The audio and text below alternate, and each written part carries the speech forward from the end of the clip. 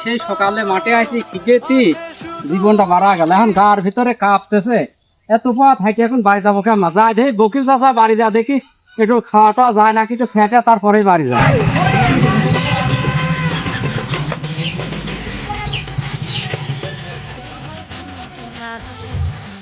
গো বকিল চাচা বাড়ি আসো গো ও বকিল চাচা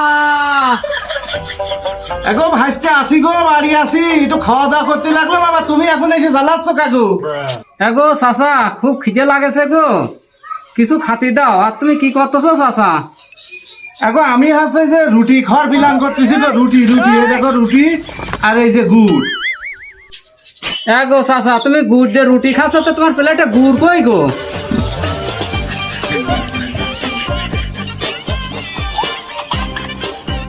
বাবু ভালো কথা মনে করি দেছ গো তোমার চাষি কুলার ভিতরে এক কুলা গুড় ভরিয়ে থুয়ে দেছে বুঝেছো তো আমি এখন রুটি খাবো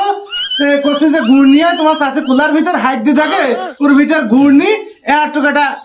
পড়ে রয়েছে ডাই পড়ে রয়েছে তো চিন্তা করেছি এই ডাই মোট গুড় খাইছে এখন এই ডাই দিয়েই আমি হচ্ছে রুটিটি কমপ্লিট করে দেবো বুঝেছো ডাই তো গুড় খাইছে তাহলে তো আর বিষ টিস নি এখন সব গুড় হয়ে গেছে আর বাবু কেউ থাকবো ডাই দিতে এত রুটি ভালো লাগে আগে জানতাম না গো